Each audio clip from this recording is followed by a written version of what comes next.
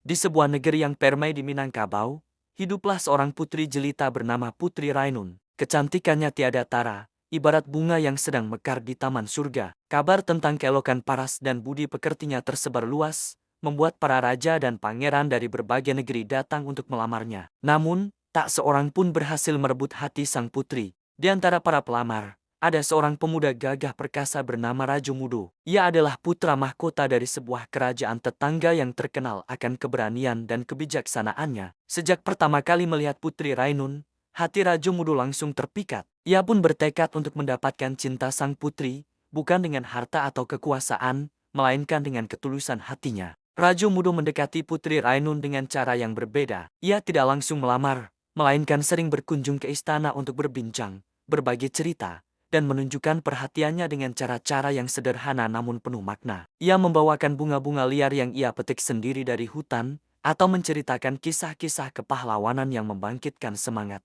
Perlahan tapi pasti, hati Putri Rainun yang semula sekeras batu mulai luluh. Ia melihat ketulusan yang terpancar dari mata Rajo Mudo. Ia menyadari bahwa pemuda ini tidak hanya terpikat pada kecantikannya, tetapi juga menghargai dirinya sebagai seorang pribadi. Benih-benih cinta pun mulai tumbuh di hati sang putri. Namun, kisah cinta mereka tidak berjalan mulus begitu saja. Ada seorang raja sakti dari negeri seberang yang juga menginginkan Putri Rainun. Raja itu terkenal jahat dan licik. Mengetahui Putri Rainun telah memilih Rajo Mudo, ia menjadi murka. Dengan kesaktiannya, ia menculik Putri Rainun dan membawanya ke istananya yang tersembunyi di balik gunung-gunung tinggi. Kabar hilangnya Putri Rainun membuat seluruh negeri gempar. Rajo Mudo, dengan hati yang hancur namun penuh amarah, bersumpah akan menyelamatkan kekasih hatinya. Tanpa ragu, ia memulai perjalanan berbahaya seorang diri. Ia menyeberangi lautan ganas, mendaki gunung terjal, dan memasuki hutan belantara yang penuh dengan makhluk-makhluk buas dan jebakan gaib.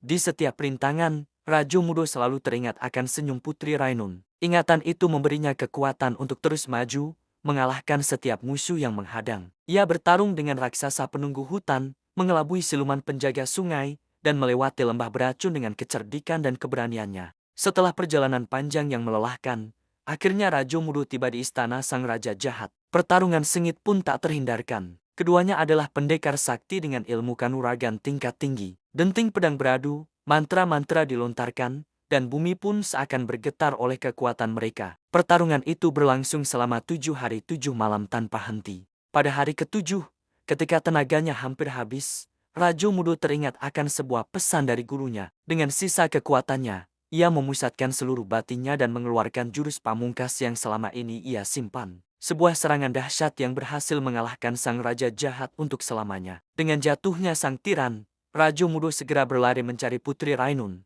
Ia menemukan sang putri disekap di dalam sebuah menara tinggi. Betapa bahagianya hati mereka saat bisa bertemu kembali. Air mata haru membasahi pipi keduanya. Rajo Mudo pun membawa pulang Putri Rainun ke negerinya. Seluruh rakyat menyambut kepulangan mereka dengan sorak-sorai gembira. Pernikahan agung pun digelar dengan pesta yang sangat meriah selama berhari-hari. Rajo Mudo dan Putri Rainun akhirnya bersatu, hidup bahagia sebagai raja dan ratu yang bijaksana dan dicintai oleh seluruh rakyatnya. Kisah cinta dan perjuangan mereka menjadi legenda yang terus diceritakan dari generasi ke generasi, sebagai bukti bahwa cinta sejati mampu mengalahkan segala rintangan. Terima kasih sudah menonton. Jika kalian suka dengan cerita rakyat seperti ini, jangan lupa untuk like, komen, dan subscribe channel ini ya. Sampai jumpa di video selanjutnya.